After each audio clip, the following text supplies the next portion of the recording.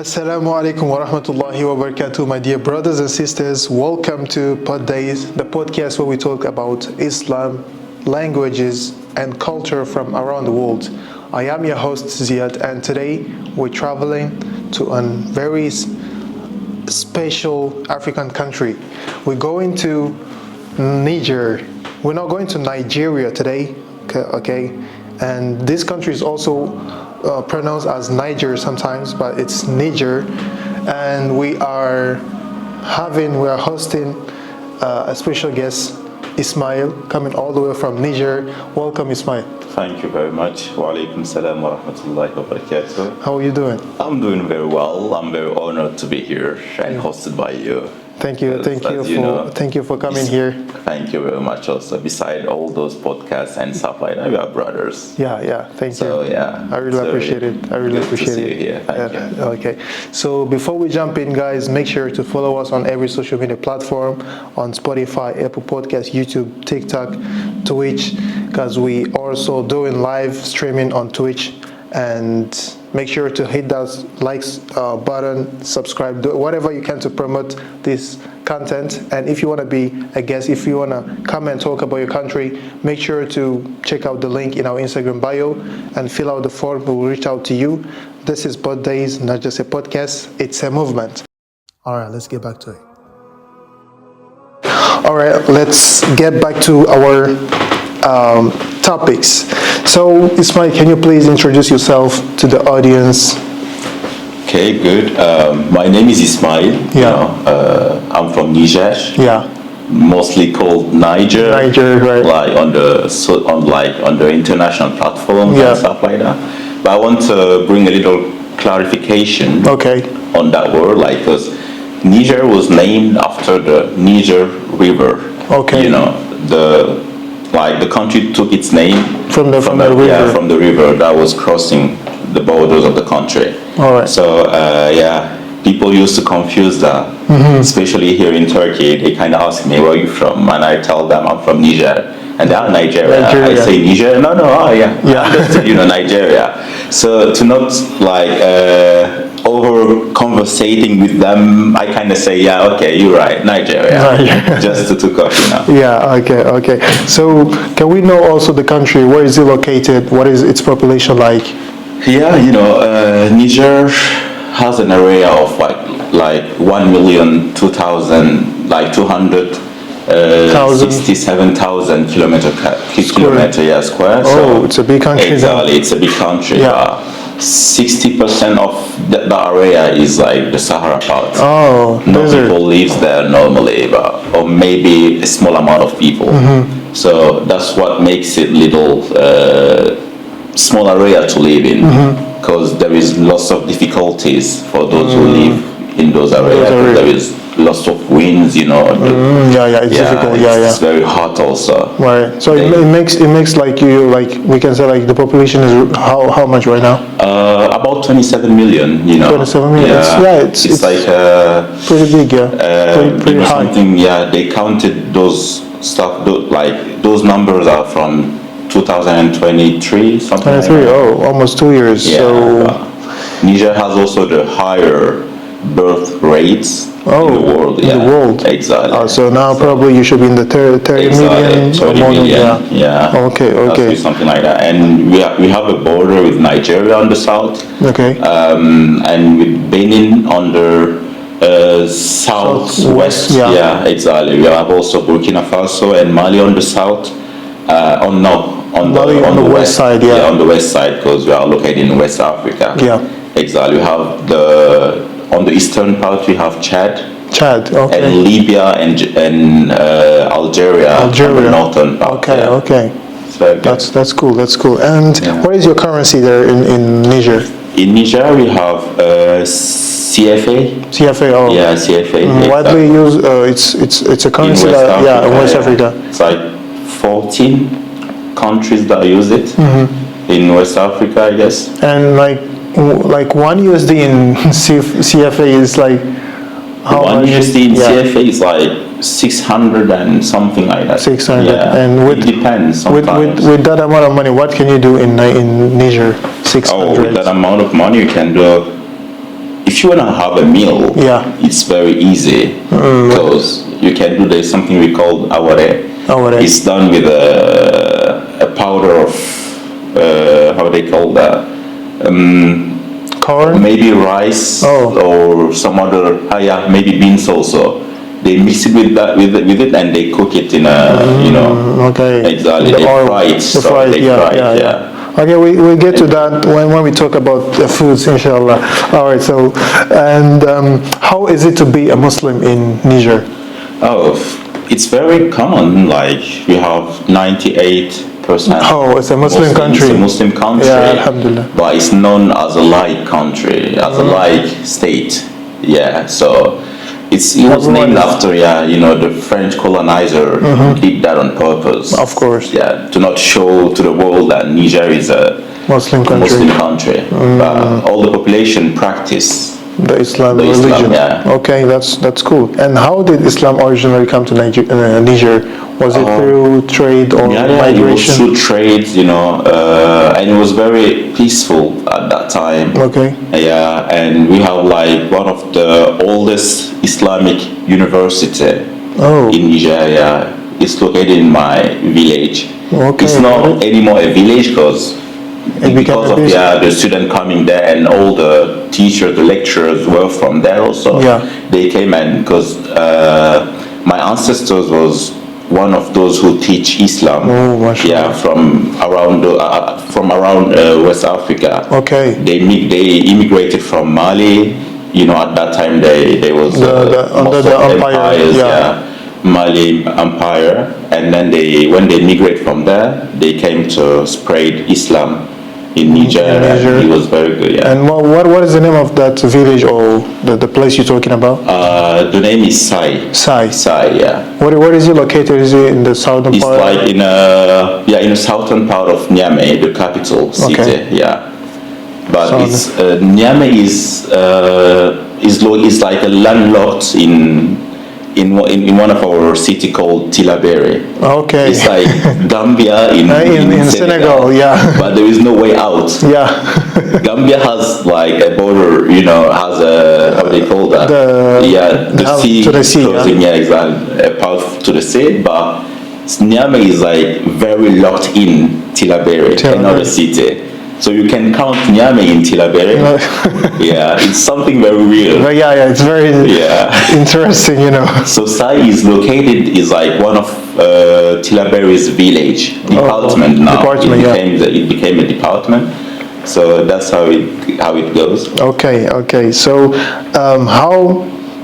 we know that Islam came to Niger through trade, and how easy is it to get around in Niger? Like, do you got public transport, or what do you use?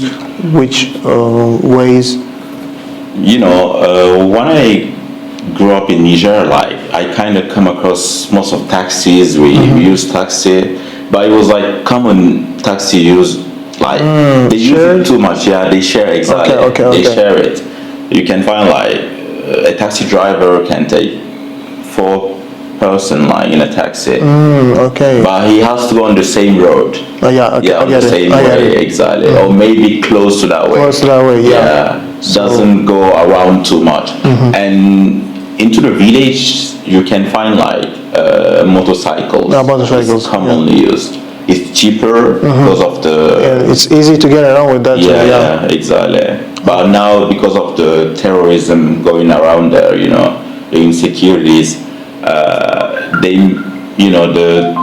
terrorists kind of use those motorcycles to surprise populations. Yeah. And then they come on that, they pull off the, the guns and knives, everything. Shot on everyone they see. It's very...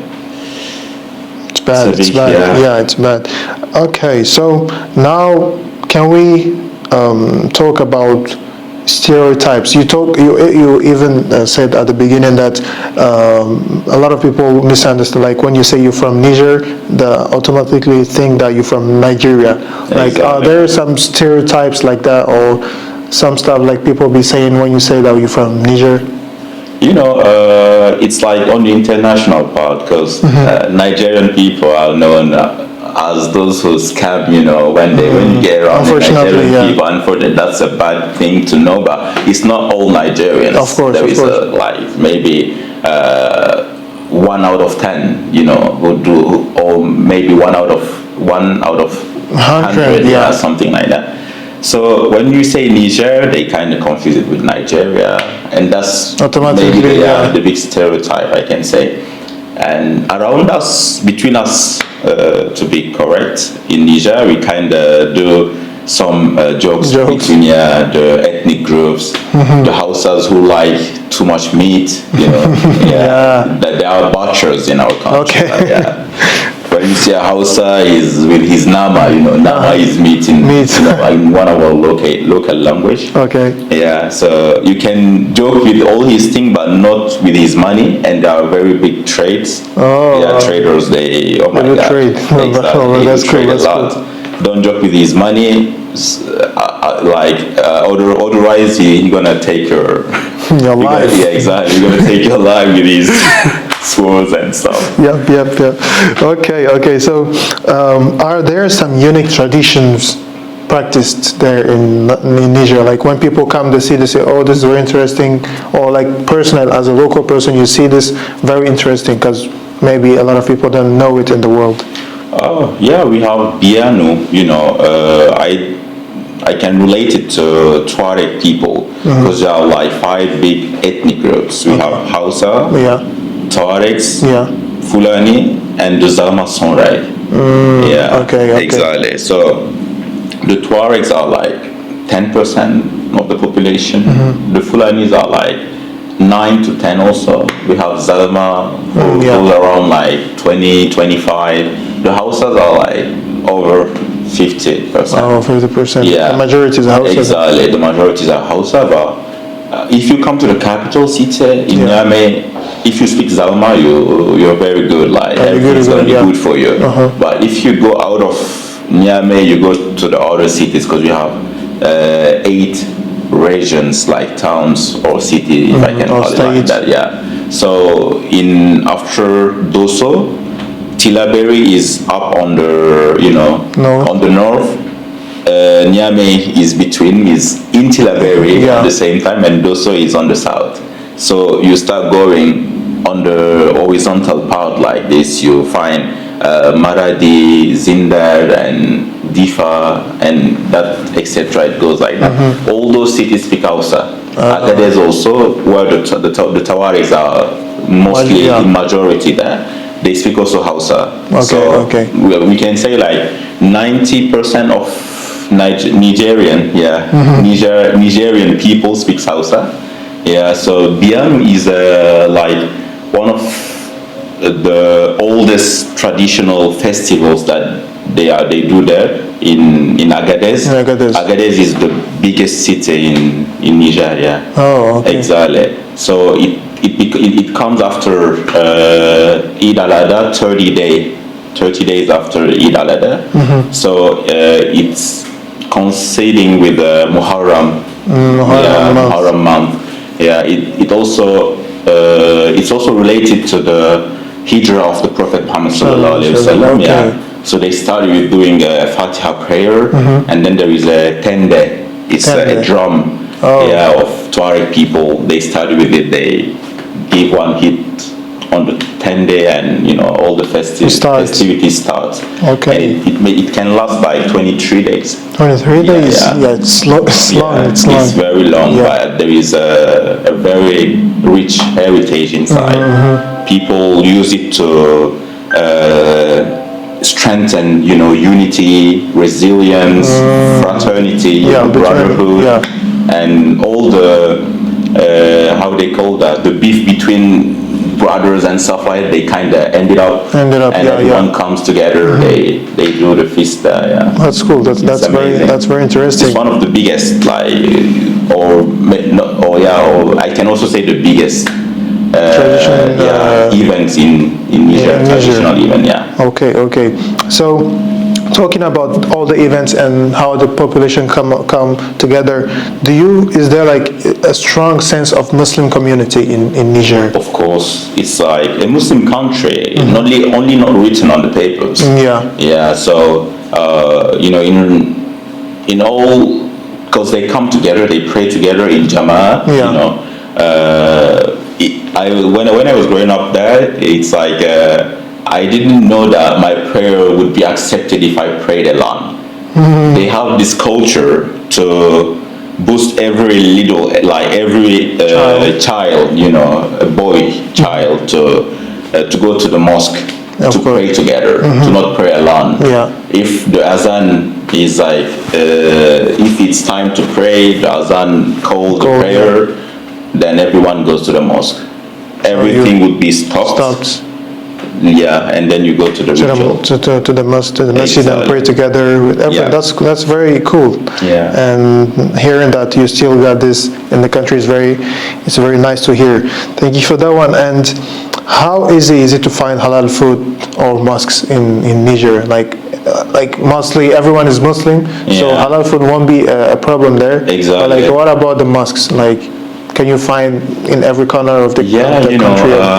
Unfortunately, there is one thing that I'm not going to say pains me, but it's like in every neighborhood you can find a mosque. You can find a mosque, but most of the time you can see someone in a neighborhood who's rich. He built a mosque and has an entrance from his house to the mosque. Directly. Yeah, exactly. So it's good that he built that mosque. But he do that close to his house, so everything's gonna be related to his house also.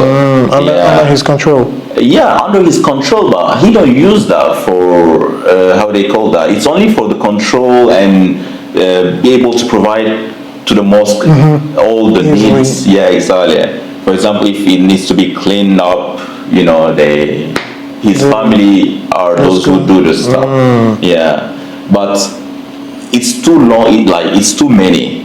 Okay. Exactly. You got a lot like that. Yeah, and then most of the time people create that thing. I'm not going to that mosque. I'm going to this one.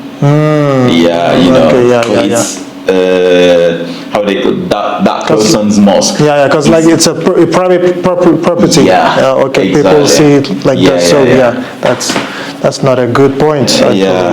But having many mosques is good also. Of course. Yeah, that's nice. And what are the must visits, mosques or landmarks you got there in Niger, or museums also? Yeah, we have a museum, National Museum in Niamey. Yeah, we also have like a safari, but it's not very. It's like the Park W, W Park. W Park. Yeah, exactly. It's one of the biggest park in that region. So people go and visit and visit those places. Okay. That's talking nice. about myself, I've been I was there only once. And it was a school travel. So I didn't go by myself. And it's close to my village, by the wayside, which becomes a department now. So. All right, so let's say if I got 24 hours to spend in Niamey, or it can be anywhere in Niger in general, where would you take me, or where would you really recommend me to go and visit? 24 hours only. As a Nigerian people, I didn't visit my country that much, to be honest. Yeah, the first time I came, I came to visit my country was like when I got out of the country. I came to Turkey for my studies. Then I go back with some associations, and then had the opportunity to travel around. So I don't spend too much time outside. I can stay in my neighborhood, do my stuff as I got time and stuff. But it's been for me also something new to know. So I'm trying, but like if you have 24 hours to spend in Niamey, it's gonna be Niamey. Obviously, the place you can go across the river. There is The Niger River, right? The Niger River. Okay. There's lots of good things to see there. Yeah, you can spend time there. It's amazing. Okay, Yeah. okay. The Niger River, and There is like a white sand, you can go and relax, take all the electricity that you've accumulated through yeah. the time, and you can release it from take the it body. out. Yep, yep. Yeah, see the beauty of the nature, the landscape. That's cool. That's cool. amazing. Yep. And what are the main spoken languages? You mentioned at the beginning some languages, but like Yeah, our working language is like French, the official due to the language. colonialism. Yeah. So, that's the language that we use in our administrations and institutions. Schools, Schools and stuff. But we also have a second language as like English and Arabic. Oh. So we have our education system is divided to two, we have a French English system, French Arabic system also. Oh, okay. Yeah. So those who go to schools like French Arabic schools, they They speak mostly give like too much. Attention. Yeah, exactly. They speak very good Arabic than French. But those who goes to French and English. English schools, they speak very good French than English. Okay. Yeah. So, but those French Arabic schools are like taking very good place there also. Right. Yeah. Because it helps to also know the religion. Exactly. Yeah. It helps a lot. Nice. And apart from those languages, French and English and Arabic, what are the widely spoken languages? And also, let's say like almost everyone is Muslim, so like the most spoken language should be a language that everyone speaks, right? Like it's Hausa or Zarma or which language? Or it depends on the city also, as you said. Exactly, it depends on the city. But Niamey is like very mixed. You can find every type of person, like the Zarma Sunrise, the Fulani, the Hausas, the Tuaregs also. But the good part is like Fulanis, they speak Hausa. Yeah. Hausas speak Hausa. Tuaregs speaks Hausa. But the Zarma Sunrise are getting like, how they call that? I couldn't find the word. They don't want people. They don't want people to speak their language. Exactly. They maintain on their language. Yeah. They don't want to spread around. Like they don't want to give any branches. Like okay, we're here to. There is a saying in Turkish, "Zeytin dalı uzatmak," like hand the branch of the olive. Yeah, exactly.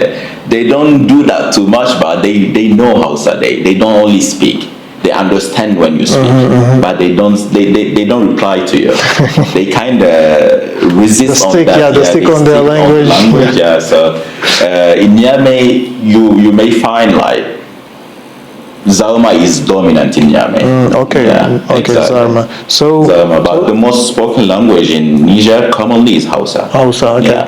But okay, let's stick with the Zarma. Like if I land in Niamey, can you teach me 10 phrases that I can use there to communicate with the people, even though I can speak with them in English or in French, but some phrases to just make them feel happy seeing a foreigner speaking. They will feel you as you are on their side, and they will sympathize with you very good. And, you will have their favors. How can I say like hello, good morning, Matarango. Matarango. Yeah. Okay, Matarango. And I say, how are you? Mategaham. Yeah. And I want to say I'm good, I'm fine. Bani Sameh. Yeah. Okay. That's not hard, Yeah, it's not hard. Yeah, and I want to ask like, where is the masjid? Where's the masjid? Yep. Mangano Jingarago. Yeah. Okay. Like the how do you say the pronunciation, the sound is very good. Like it's Mangano. The melody. Jingarago. Mangano Jingarago. Okay. Manga Jingara. You can also say Manga Jingara, but like when you want to say Manga Jingara, it means like that person you know him, and you are asking where's the mosque. because you've told me that you're gonna bring me you're gonna bring me to the mosque. Now show me the mosque. Where's the mosque? Okay. Yeah, but if you are a stranger, you come and say, I want to go to the mosque. Jingare no ay gaba ay makoy. But that one is difficult. Yeah, I want to go to the mosque. Ay gaba ay makoy jingare. Can you show me the mosque? The mosque. Niga hinga jingara chabaise. Chabe means directed. It's gonna direct you. Oh, okay. All right. And how do you say thank you? Fofo. Yeah. So easy. And exactly. do you have something like you're welcome, or how do you respond to that? Fondakaya. Fondakaya. Yeah. Oh, nice. Or you can also say aste haikul. Okay. It's nothing, Oh, all right. Yeah. It's nothing. It's nothing. And how do you tell someone where you're from? Like, I'm from Ethiopia. Okay. Ayo Ethiopia Borno. I'm from Ayo Ethiopia. Ethiopia, the country. Okay, you say in French. Yeah. I'm an Ethiopian person. Oh, yeah. Okay. I'm not from Ethiopia, but I'm an Ethiopian person. Okay. That's nice. And like when you go to the market, okay, like you want to buy a souvenir and you want to ask for the price. How much is this? How do you say that? Okay, when you're asking for the price, I hope you don't come across with a Hausa, because they are very difficult on marketing. Zalma is too emotional. You can go on the emotion side. To not bribe him by give him some, my guy, I'm with you. We family. Don't do too much to me. You can kind of help me. So you can for Zalmas you can say when a marjano. When a marjano. This thing, how much is this thing? Yeah. Okay. When it means this.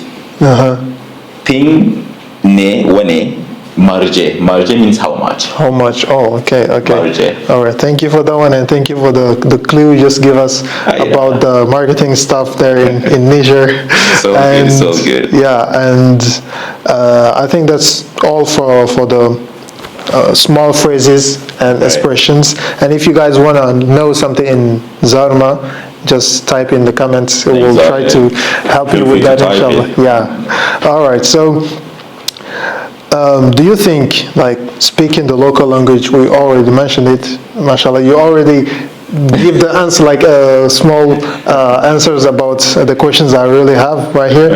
And do you think like speaking the local language of a place you visiting or you go in helps you having a good time there, or creating a very nice relationship with them, with the people out there? Yeah, of course. As I told you lately, they will sympathize with you. Yeah. And then you will have very easiness to go around. Exactly. They will take you everywhere you want, and they will take you to the home. Feed you, and give you a place to stay. Give you a good price when you market, when you go in the market. Yeah. Yeah, and if you take a girl from that family, if they see that you're very kind and stuff like that, they kind of know your personality directly when they see you. They have those, like, Nigerian people, I don't know how they do that, but they kind of see over your body. Really? They see your soul. To be honest to you, they have the vision. Yeah, they have the vision. In Turkish we call it basiret, right? Basiret. Yeah. So they kind of have it because they're how they call that?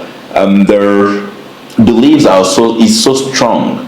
For example, we are a landlocked. We have a landlocked country, Yeah. And all like from the beginning of Niger state to now, I've never heard disturb or trouble or stuff like that happen to the area, because all the persons, all the ethnic groups concentrated in the area was living in peace. Mashallah. And then they were doing their work. No one was going out to look for trouble or thing like that. So Niger was known as a peaceful country. Then you can come and see all the stuff. But our big malediction, if I can call it like that, and it's also our big proud also to have those resources underground. Yeah. The uranium, the petrol, the gold, all those stuff.